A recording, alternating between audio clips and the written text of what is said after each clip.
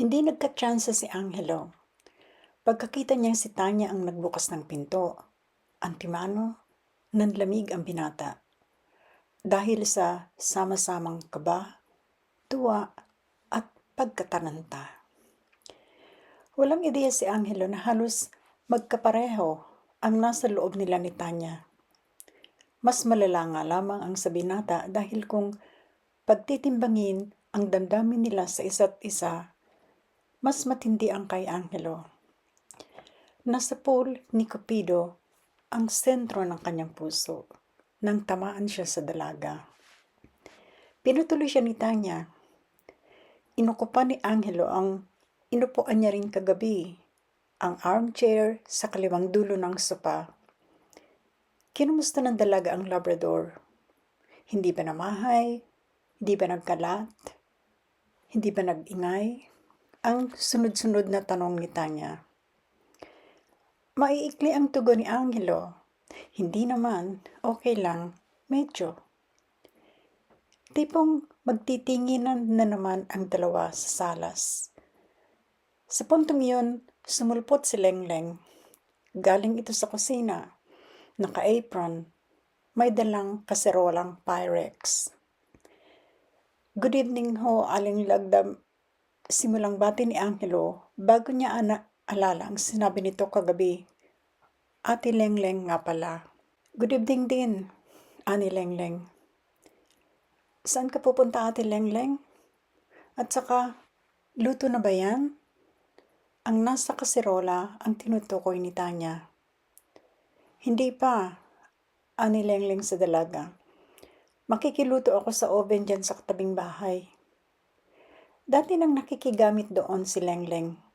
Matagal na nitong kapalitan ng recipe ang kapitbahay. Matandang dalaga iyon. Bumaling si Lengleng kay Angelo. Aniya, huwag kang mag-alala, Angelo. Bago kayo magutom ni Tanya, luto na tong ating hapunan. Baka nakakahiya na ho. Lagi ninyo akong kasahog. Para huwag kang mahiya, pangiting tugon ni Lengleng. Bukas naman ng gabi, itreat mo kami sa labas ni Tanya. O kahit hindi ako kasama, walang problema. Maraming maayos na kainan sa may kawayan. Ate Lengleng! Gimbal na bulalas ni Tanya. Nahiya ang dalaga kay Angelo. Wala pa man lang inihahayag sa kanya ang binata. Minamaniobra ng nanay-nanayan na i-date siya. Nasa pintuan na si Lengleng, ngingiti-ngiti, nang tumigil siya sa paghakbang. Tilmay kung anong naalalang ihabilin kay Angelo. Anito, mang isang oras at kalahati kung isasalang itong ulam. Siguro naman, masasabi mo na kay Tanya ang ibig mong sabihin. Ha, Angelo? Pinukol na binata ng napahiyang tingin ng dalaga. Namula rin ang mga pisngi ni Tanya. Sumulyap si Lengleng sa hawla. Bye-bye, cutie. Sandali lang ako sa kabila. Paglabas ng pinto ni Lengleng, biglang nagsalita ang Mayna. Sabi niyon, Hi Tanya, my life, my love, my everything. Paano ko ba masasabi ang feeling ko sa iyo? Napamulagat si Angelo. Higit pa sa pamilyar ang dialogue. Kanyang linya iyon. Ngunit sino ang nagsalita? With your pretty eyes and lovely smile, bakit hindi kita papangaraping maging akin? Gitlang tinitigan ng binata ang ibon. Mula sa labas, sumungaw sa pinto si Lengleng. Kahit malapit na siya sa tarangkahan, narinig niyang nagsalita si Cutie. Ganoon kalakas ang boses ng Mayna. Kapag kinakantangan yun ang theme song ng telenovela, hanggang kataping bahay, dinig iyon. Tumindig si Angelo, walang kurap na humakbang palapit sa ibon. Sabi niya, titig na titig sa Mayna, I should have known. You're a talking bird. Si Tanya ay hindi rin makahuma. Nabigla siya, hindi sa pagkamadaldal ng alaga. Matagal na niya yung alam. Kung hindi sa mga sinabi niyon, na halatang walang ibang pwedeng pagmulan kung hindi ang binata. Kaya sabi ng dalaga, oo nga, cute is a talking bird. Pero karaniwan, inuulit lang niya ang kanyang narinig. Humarap si Angelo kay Tanya. Kahit inaatake ng pamumula ng mukha, umamin ang binata. Nang wala ka pa kagabi, aniya. Tiningnan ko lang ang litrato mo. Iminuestra niya ang kwadro sa ibabaw ng TV.